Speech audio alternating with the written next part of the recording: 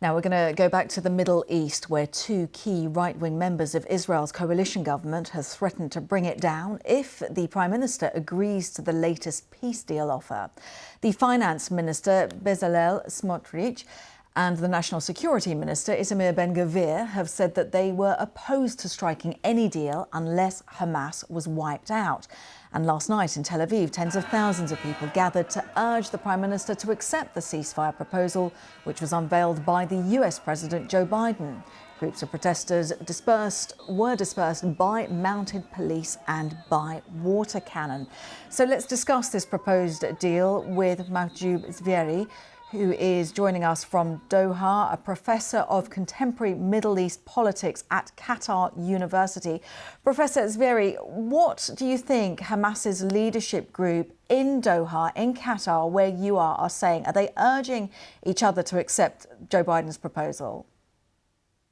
As far as they announced last night, they're looking positively to the announcement made by President Biden, and they are willing to talk about it and discuss it further to see more clear plan and more details about the implementation.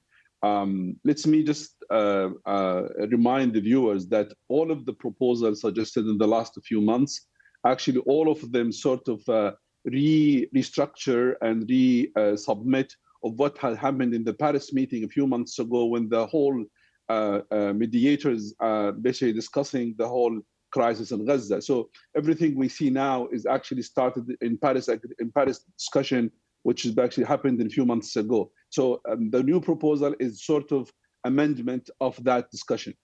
So what is your understanding then? What is specifically different then with this? Because arguably this proposal means that, does Hamas, in your understanding, continue as is? Because ultimately, Benjamin Netanyahu, the right of his party, will not accept that. According to President Biden, what he presented, it was an Israeli proposal. And that proposal did not mention three things. One, anything about the day after. Secondly, anything about rebuilding Gaza. Thirdly, about the complete withdrawal.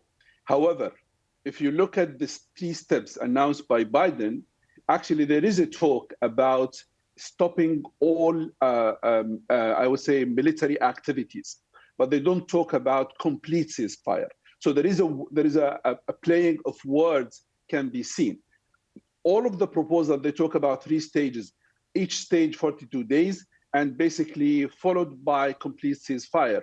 And within those, there will be basically all of the captives will be released. There will be more Palestinian also released. There will be freedom to the Gazan people from south to go to the north.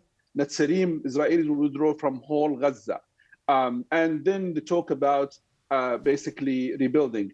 In what Biden presented, there is no talk about the day after.